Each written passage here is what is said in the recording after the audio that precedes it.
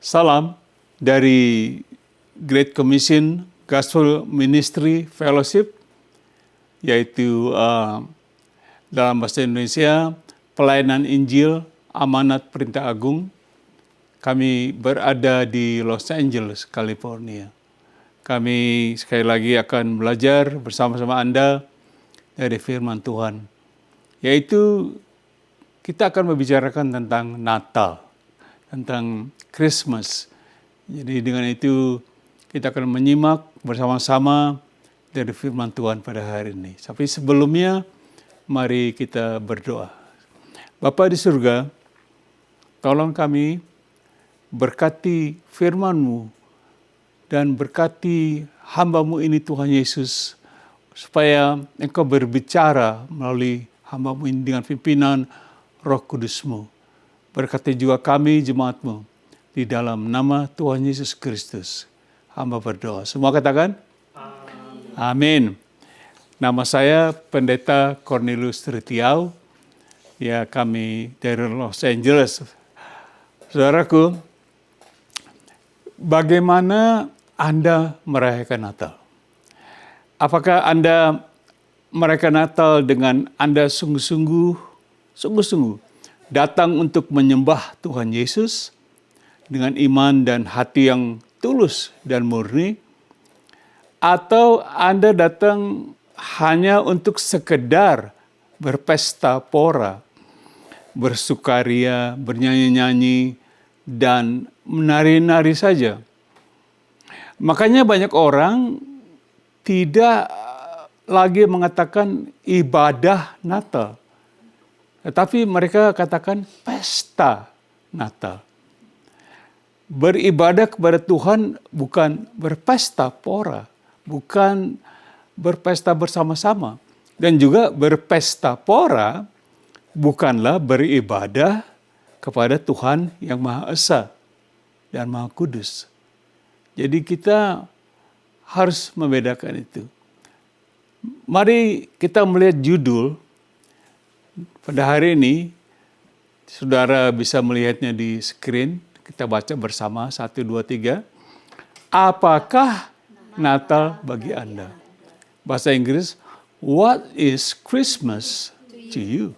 Nah, ini pertanyaan yang menanyakan saya, buat saya pribadi, Natal itu apa?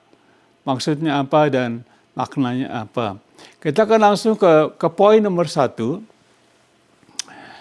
yaitu malaikat Tuhan menampakkan diri kepada Yusuf dalam mimpi. Yusuf artinya ayah dari Tuhan Yesus, bukan ayah kandung, tapi ayah suami dari Maria, begitu. Ya, the angel of God appeared to Joseph in a dream.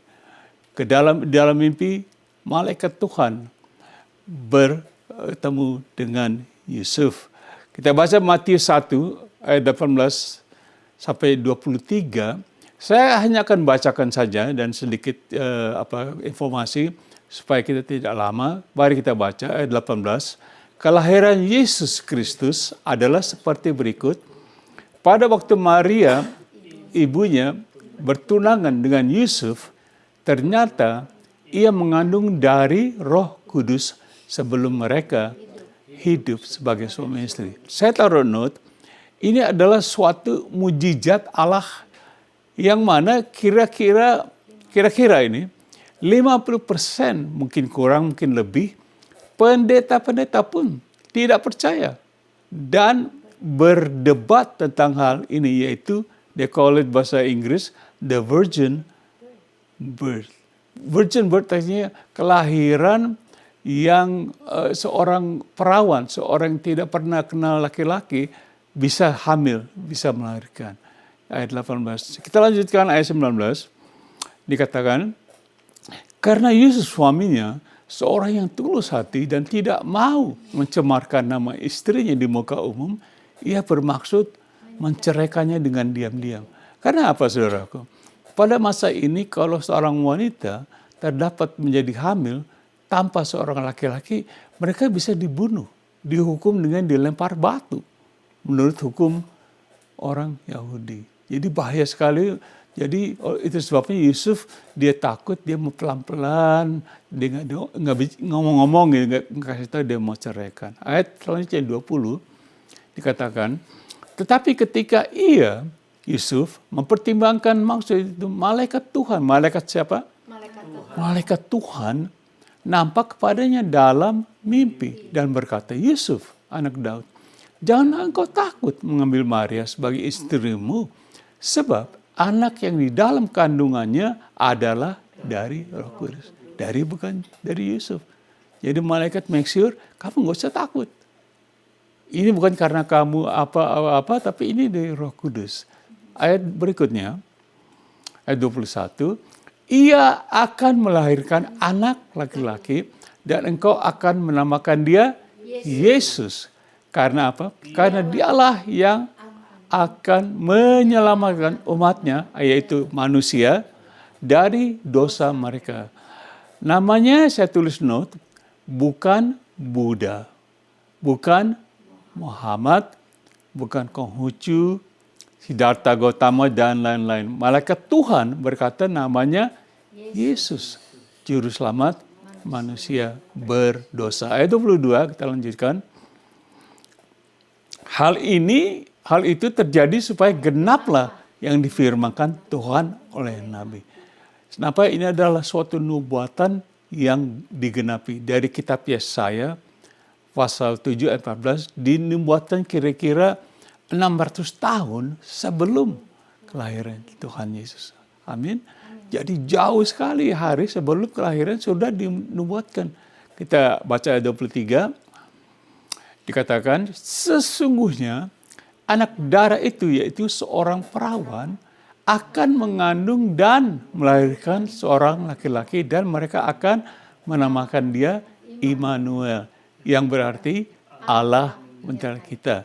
Coba kita baca dari Yesaya, kita yang dinubuatkan tadi, Yesaya pasal 7 ayat 14 berkata seperti berikut, sebab itu Tuhan sendirilah, amin, Tuhan sendirilah, bukan orang lain, bukan malaikat, bukan apa, Tuhan sendirilah yang akan memberikan kepadamu suatu pertanda.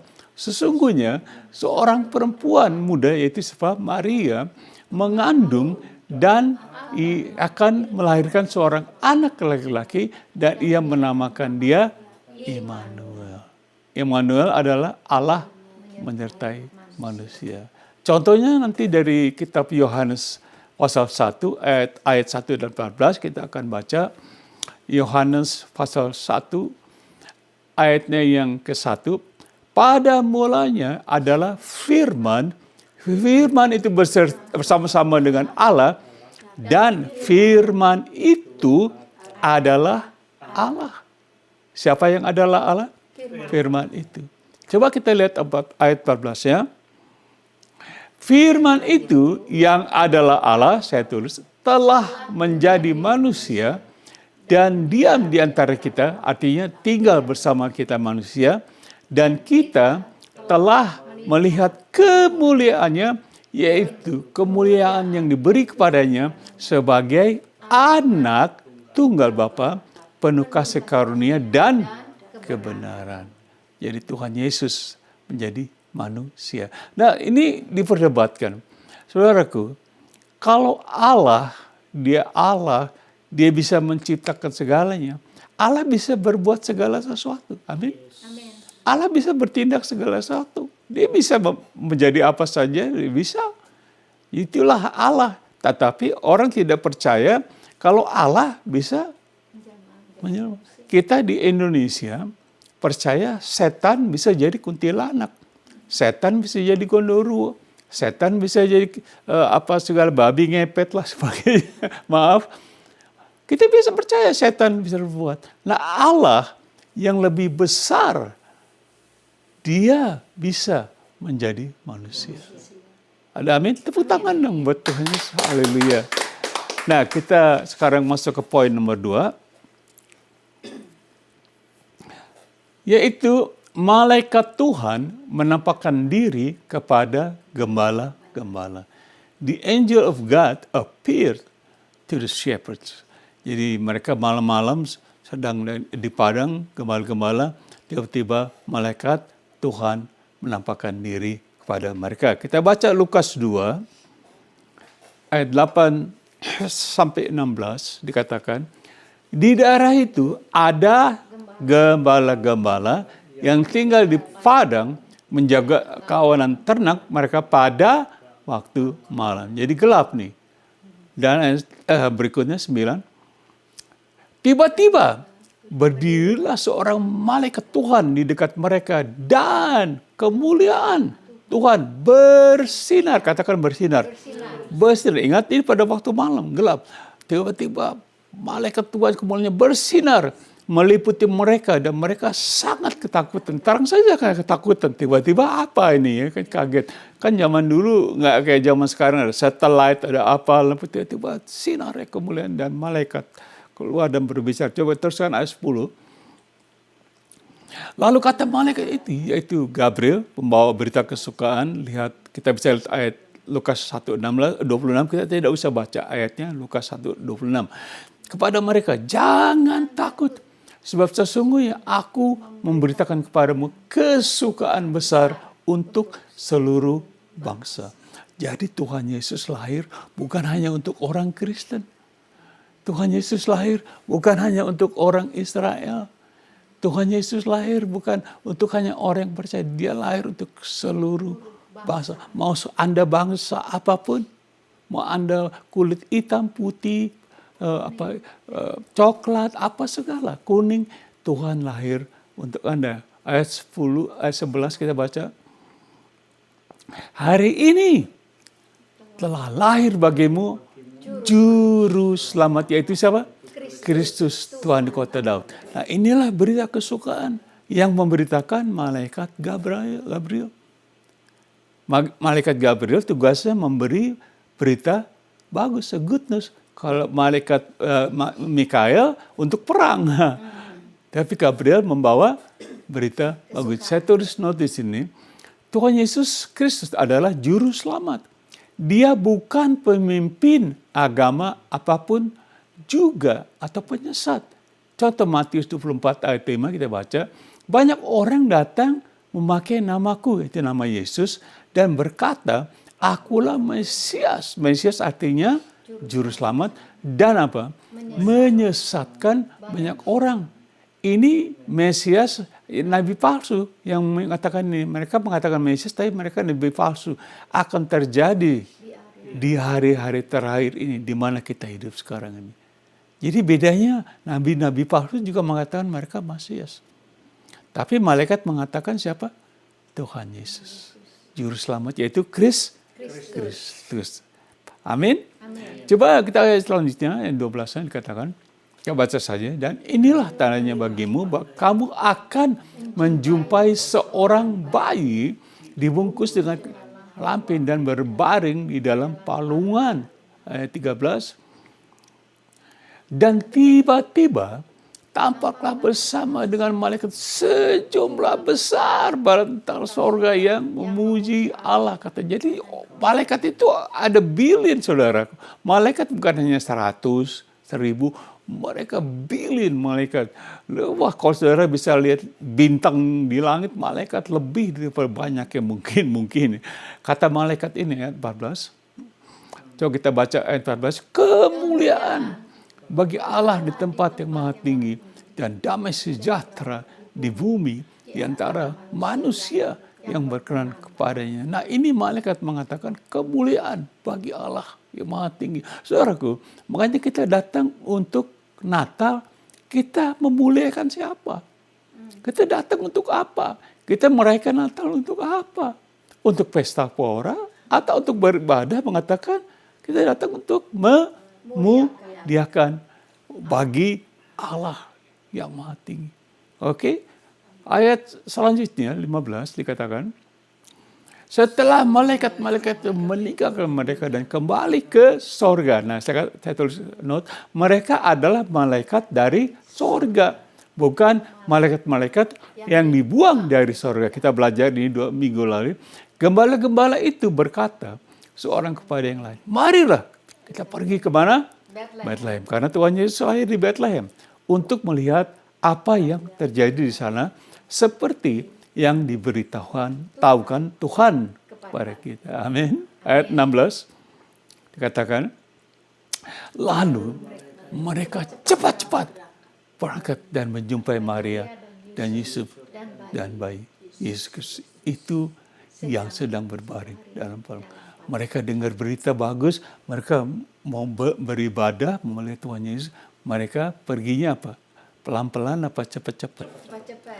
Cepat-cepat. Kita mau ibadah Natal bagaimana? Kita cepat-cepat mau ibadah, mau ketemu Tuhan Yesus. Apa kita ambil bahasa Inggris, take our time, just slow, as long as we get there. Tapi mereka gembala nih, mereka cepat-cepat. Ada amin, saudaraku? Puji Tuhan. Mari kita baca Lukas pasal 2 ayat 17-18 dan 20. Ayat 17 katakan, dan ketika mereka melihatnya, yaitu gembala-gembala ini, bayi Yesus, mereka memberitahukan, katakan, memberitahukan itu kepada orang lain apa yang telah dikatakan kepada mereka tentang anak bayi Yesus itu. Jadi malaikat ini mereka lantas udah lihat, mereka memberitahukan kepada orang lain. Amin. Bagaimana kita? Kita habis Natal, kita sudah melihat Tuhan Yesus lahir, kita percaya, kita kasih tahu orang lain enggak? Kita beritakan enggak? Tidak kepada orang lain. Amin. Ayat 18 dikatakan, dan semua orang yang mendengarnya heran tentang apa yang dikatakan gembala-gembala itu kepada mereka. Semua orang, katakan semua orang. Semua orang yang diberitakan menjadi heran. Wow, diberitakan tentang kelahiran Tuhan Yesus. Bagaimana dengan kita? Apa kita hanya datang ke ibadah Natal, kita pesta pora, kita tidak memberitakan? Semua orang yang kita beritakan, mereka menjadi heran. Amin? Amin. Nah, poin yang terakhir, yaitu poin nomor 3. Ayat 20 dulu, maaf saudaraku. Ayat 20 mengatakan, maka kembalilah gembala-gembala itu sambil apa?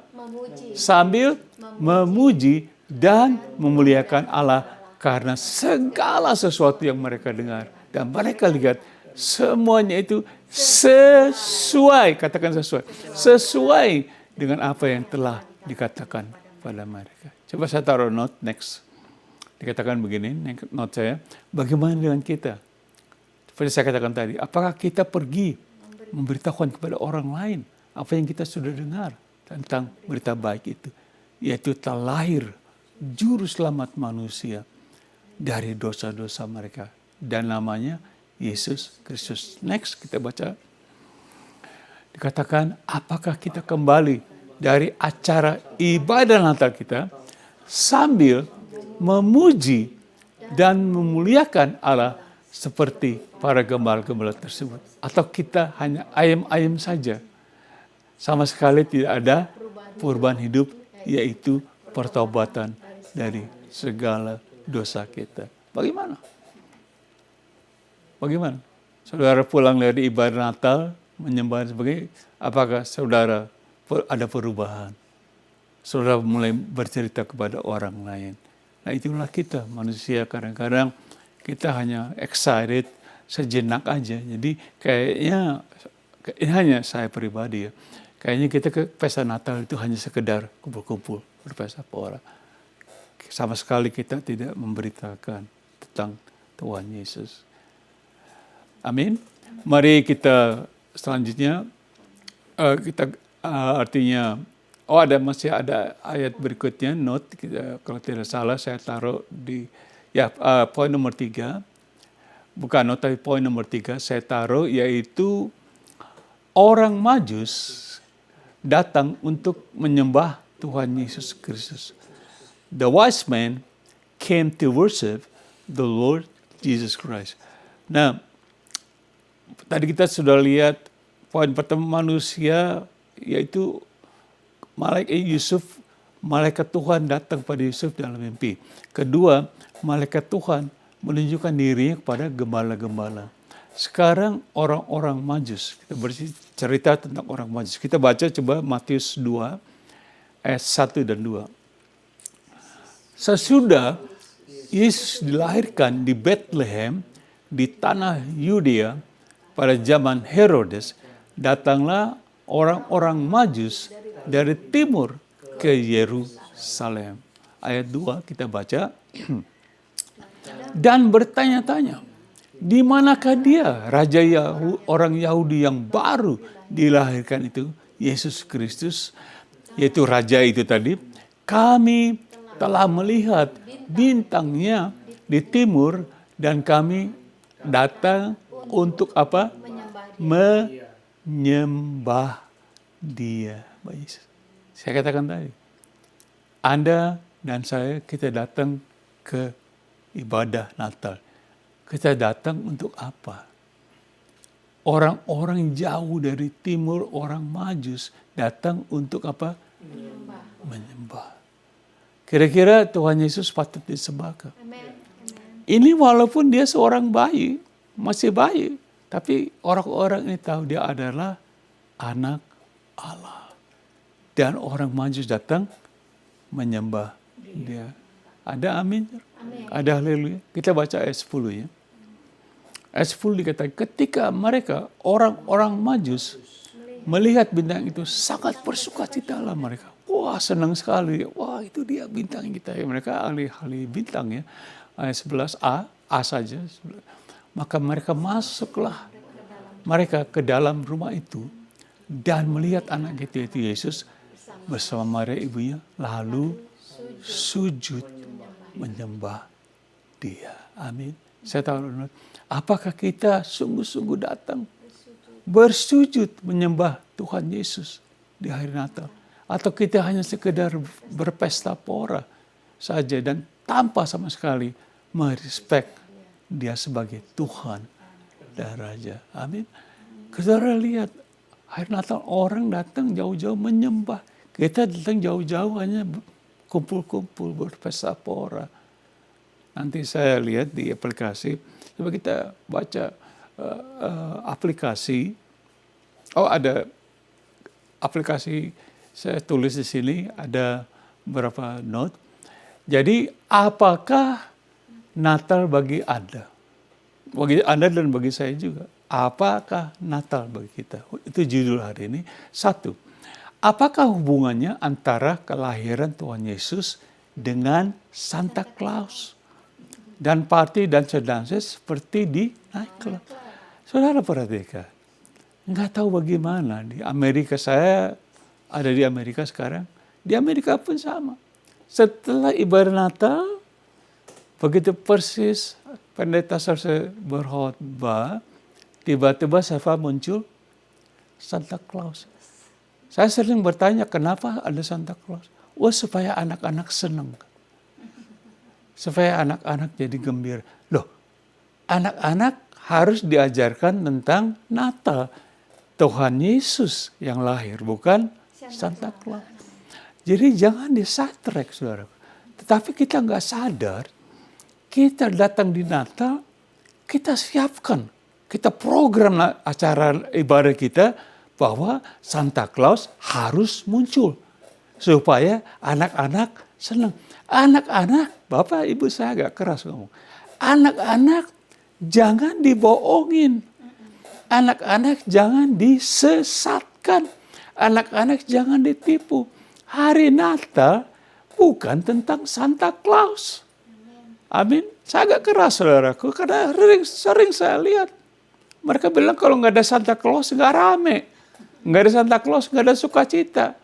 Apalagi dapat kado. Dari mana? Santa Claus. Jadi dialihkan acara yang kudus, suci tentang Tuhan Yesus. Dialihkan menjadi acara manusia. Bahaya Tuhan. Next, kita taruh note, next. Dan orang-orang Kristen menari-nari di bawah mimbar kekudusan Tuhan Yesus, pakai lagu-lagu daerah masing-masing ketika mereka merayakan Natal di rumah Allah. Saya lihat ini, saudara. Setelah, amin, benar, selesai ibadah, sekarang kita lanjutkan. Di bawah mimbar yang sama, mereka menari dengan lagu-lagu daerah. Bukan lagu rohani. Next. Saudara jangan tersinggung ya, saya menolong ya. Dan juga mereka berpesta pora sambil minum minuman keras sehingga mabuk-mabukan di rumah mereka masing-masing dan sebagainya. Dan saya lihat ini, saudara. Dulu ya sebelum saya bertobat 50 tahun yang lalu, saya bertobat 50 tahun, 50 ya tahun, saya melihat saya tidak apa-apa. Wah, ramai ya, semua senang mau ketawa. Tapi kekudusan dari Natal hilang. Kita disesatkan. Amin. Bahaya sekali. Oke, next point nomor 2 aplikasi saya taruh. Tuhan Allah kita adalah Allah yang sangat cemburu. Yaitu cemburu api yang menghanguskan. Jangan dibikin dia cemburu. Ini kalian merayakan siapa? Saya apa Santa Claus? Apa minum-minuman keras? Kayaknya kalau gak ada minuman keras nggak fun. Bahasa Inggris bilang, it's not fun. We don't drink. We have to drink. We have to get drunk. It's not fun. No Santa Claus, no fun. Saudaraku, Tuhan Allah kita adalah Allah yang cemburu. Coba baca Ulangan 4 ayat 24, 6 ayat 15, Yosua 24, 15, Nahum 1, 2. Cepat saja kita baca, next. Kita baca Deuteronomi, Ulangan, artinya Deuteronomi, pasal 4 ayat 24. Sebab Tuhan Allahmu adalah api yang menghanguskan, Allah yang cemburu. Firman Tuhan. Cemburu? Ini ulang tahun siapa? Kok saya yang dirayain Santa Claus? Cemburu nggak? Dia cemburu. Next, kita baca Ulangan pasal 6 Deuteronomi ayat 15, ayat 6, pasal 6 ayat 15. Sebab Tuhan Allahmu adalah Allah yang cemburu di tengah-tengahmu, supaya jangan bangkit murka Tuhan Allahmu terhadap engkau, sehingga ia apa? Ia memunahkan engkau dari muka bumi. Ini Tuhan. Dia cemburu, dia punahkan kita dari muka bumi. Firman Tuhan. Next, kita baca dari kitab Yosua, pasal 24 ayat 19. Tetapi Yosua berkata kepada bangsa itu, tidakkah kamu sanggup beribadah kepada Tuhan? Sebab dialah Allah yang kudus. Dia Allah yang cemburu. Ia tidak akan mengampuni kesalahan dan dosamu. Amin. Nah, kita lakukan di hari Natal, Bapak Ibu. Kita lakukan ini. Kita bukan memuliakan Tuhan, pulang memuliakan Tuhan. Kita membuat Allah menjadi cemburu. Dan firman Tuhan berkata, bukan saya, saudaraku. Allah bisa marah. Wow. Coba kita baca kitab Nahum pasal 1 ayat 2a. Poin nomor 3 dulu. Tadi saya sudah baca kitab Nahum pasal 2a. Kita baca, ya sekarang poin nomor 3. Marilah kita sungguh-sungguh beribadah menyembah Tuhan Yesus di hari Natal. Hari itu hari kelahirannya dengan hati yang kudus dan murni. Seperti saya sudah kasih tahu ayat-ayat, saya lihat bagaimana kita. Apakah Natal bagi Anda? Apakah sungguh-sungguh kita datang dengan hati yang murni bersujud kepada Tuhan, terima kasih Tuhan. Dosa-dosaku diampuni. Karena semua orang sudah berbuat dosa. Saudara tidak bisa mengelak, oh saya nggak bisa berbuat dosa. Oh, saya nggak pernah nyolong, saya nggak pernah bunuh orang, saya nggak pernah tapi dosa sedikit menjadi orang berdosa. Tapi kita datang, Tuhan, ampuni kita, menyembah. Coba kita baca, next saya taruh note. Dan terimalah Tuhan Yesus sebagai Tuhan dan Juru Selamat kita, sambil kita mengakui dan bertobat dari segala dosa-dosa kita. Kita diselamatkan. Saudaraku, saya bukan menuduh bahwa saudara berdosa. Firman Tuhan mengatakan, kita semua sudah berbuat dosa. Jadi ambil kita kesempatan hari Natal karena dia datang untuk mengampuni dosa kita.